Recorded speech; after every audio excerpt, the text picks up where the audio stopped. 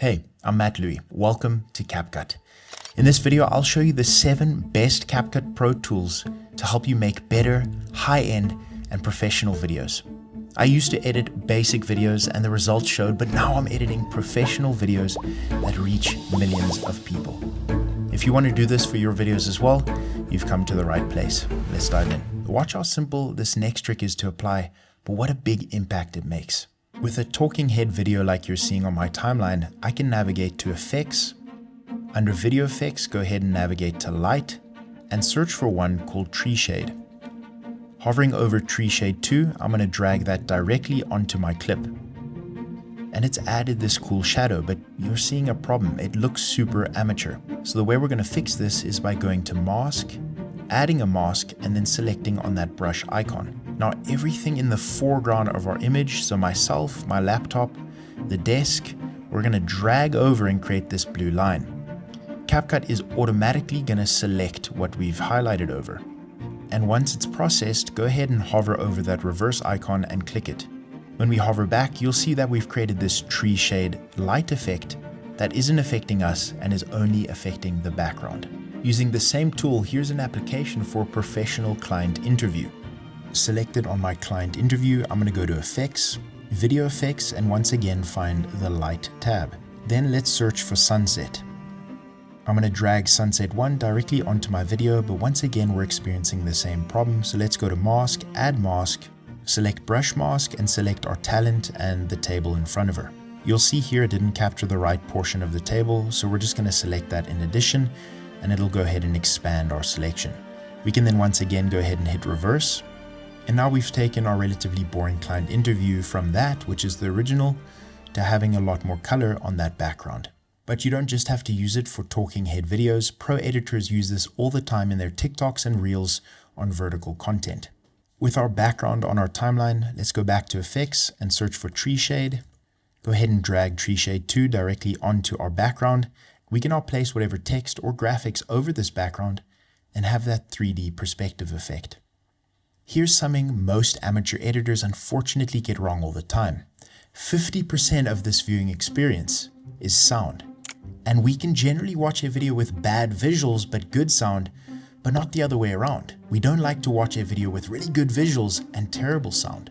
On film sets, there are dedicated crew that are there to help capture good sound. And in post-production, there are sound specialists doing everything from the audio cleanup to the sound design. Sound is crucial to your video being perceived as professional and honestly watchable. And CapCut has a secret trick to help you attain this professional sound. Let me show you something quickly. If you have audio with a lot of noise, it may be a hairdryer or people talking in the background, use CapCut's tool called Voice Isolation to clean up your audio. One click and your audio sounds a million times better. But here's the part nobody talks about. You can reverse this effect to remove your voice and just keep that background noise. Some of the applications of this could be if you want to create a duplicate track and keep some of that ambience noise so your voice doesn't sound too hollow.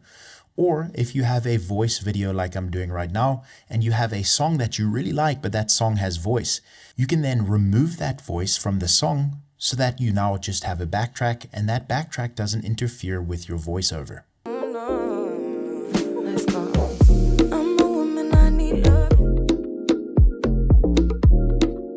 And now that your audio is clean and sounding professional, this is where things get really fun. We're going to do some sound design. CapCut has built-in sound effects that you can access by clicking on your sound, going to Voice Changer, and then selecting Voice Filters.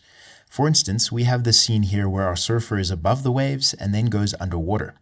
I'm going to swipe down until I find the underwater option. This is going to distort our music so it sounds like we're underwater, but we don't want this effect to apply while we're still above the water. So what I'm going to do is scrub through my timeline and find the portion just before our surfer goes underwater.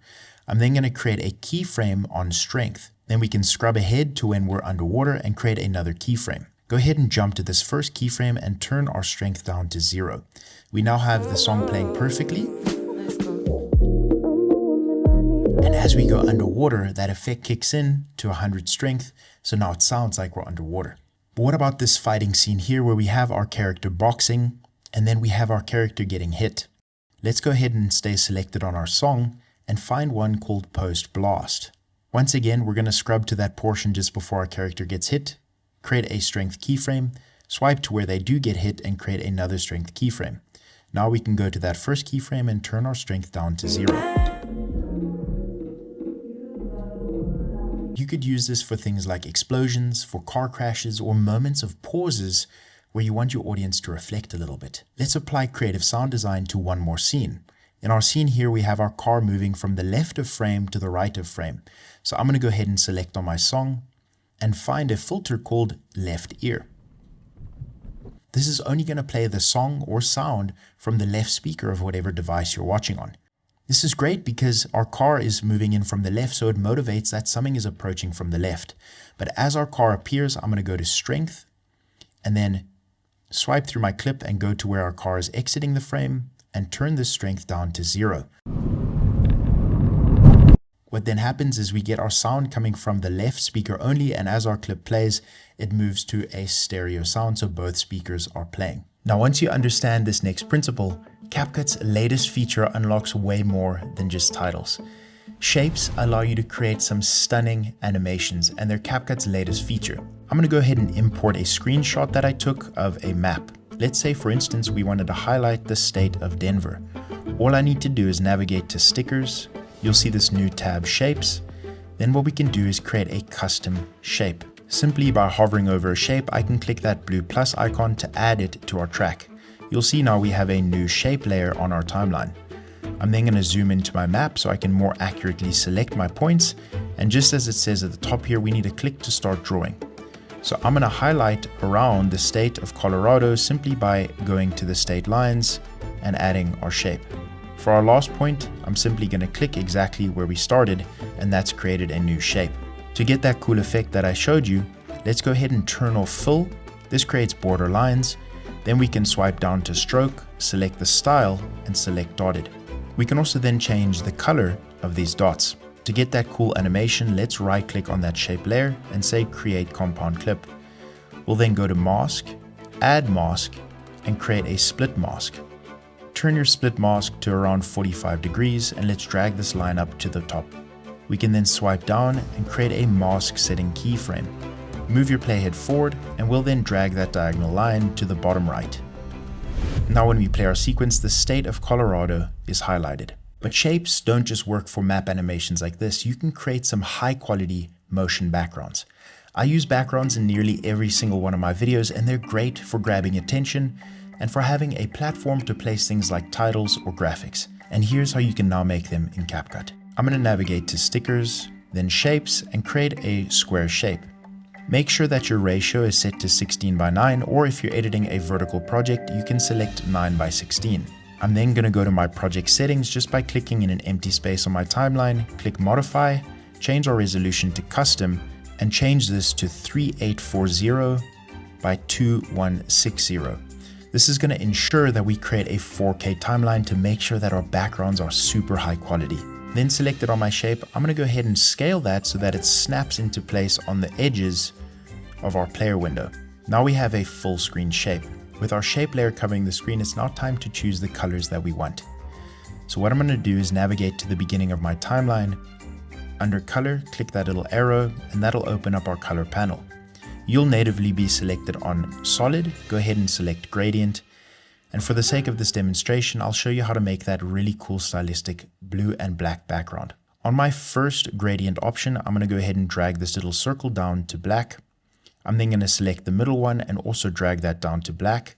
And then on my third layer, let's drag this over to the blue side and drag our little circle to a really nice dark blue. What we can then do is next to full, create a full keyframe. Then go to the end of my timeline and create another full keyframe. Let's go back to color and toggle our color selection. And at the end of our timeline on our last keyframe, we're going to go to the angle icon and just spin this around a few times. Let's leave it at 456%.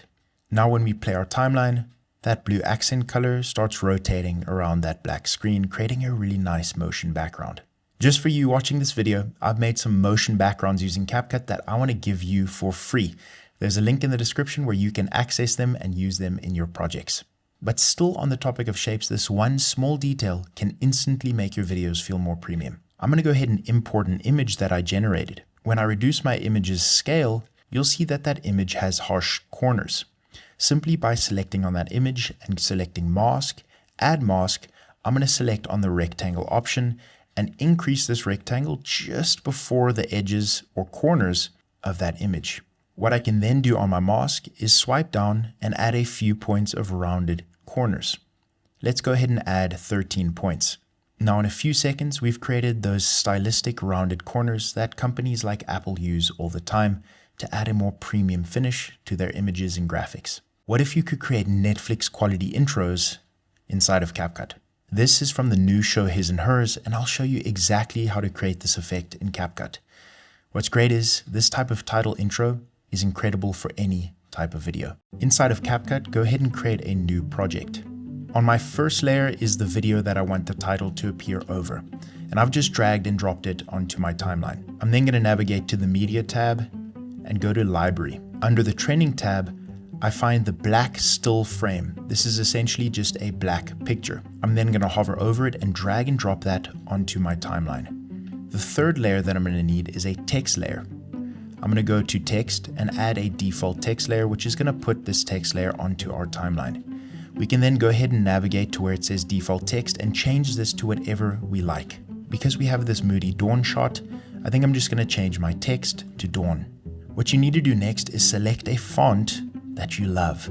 So I'm going to select one called Interbold. I'm then going to swipe down to character and decrease the space between my text. This is going to help that title appear stronger on screen, and I'll show you what I mean in a second. I'm then going to swipe down to transform and turn off uniform scale. What this does is it gives us a unique ability to scale our height while our width stays exactly the same size. This is important because when we increase our font size, it allows that font to take up more space on the screen. Once you're happy with your font size, swipe back down and turn on uniform scale. This is going to lock in that scale. I'm then going to go back to my timeline and shift my clips up a little bit. We have this beginning portion of the clip, and at 1 second and 27 frames, our title kicks in. I'm going to drag our black still to the end of the shot, and I'm going to do the same with our title. Then, at the beginning of our title, I'm going to swipe down, and next to transform, you'll see this little rectangle icon. Go ahead and click on that, and that adds a keyframe. Then I'm going to swipe ahead using my playhead to around 10 seconds, and I'm going to go back to transform and add another keyframe. Then using this little arrow, I'm going to select last keyframe, which is going to automatically jump to that first keyframe that we added. Now we need to go to our scale, and instead of this being 100, I'm going to go ahead and select 2000. Now reposition your text so this white portion of the text covers the screen. You can see though that there's these black lines on either side, so we need to increase our text size slightly. Let's go ahead and change that to 2100 and click enter. Once again, we're still seeing some black, so I'm going to go ahead and make this 2300. At 2300, we've covered this entire portion with white, exactly what we want.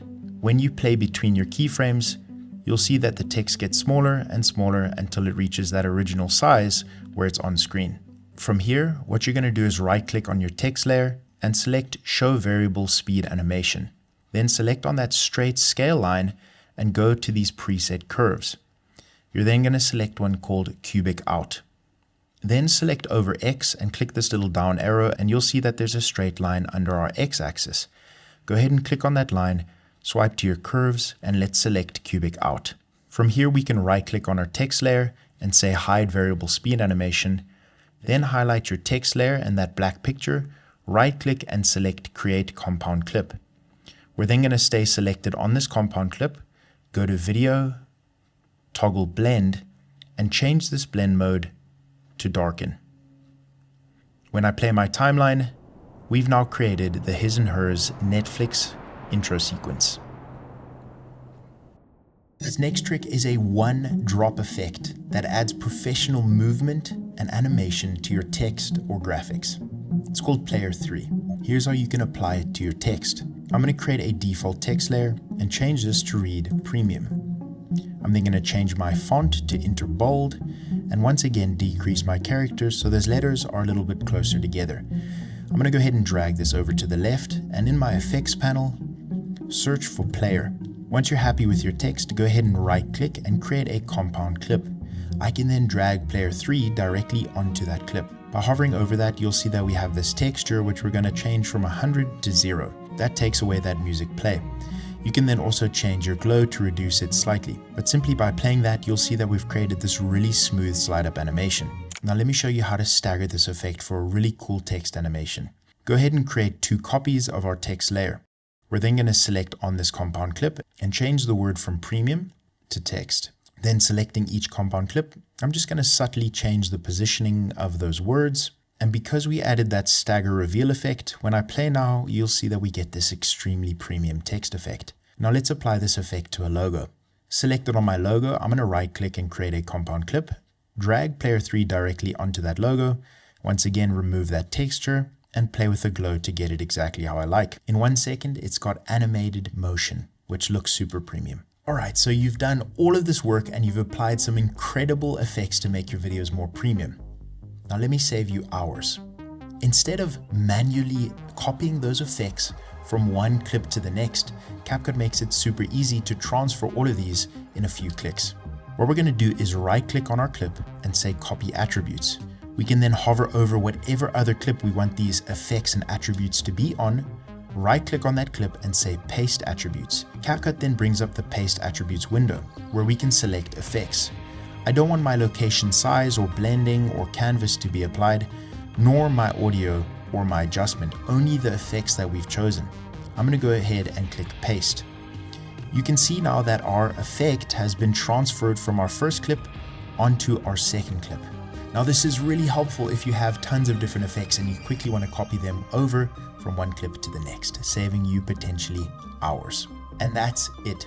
7 CapCut tricks to instantly make your videos feel more premium. No complicated workflows and no expensive plugins, just smarter editing. If even one of these tricks transforms the way that you edit, you're ahead of most other creators. Follow for more practical tips that'll make your videos feel more professional.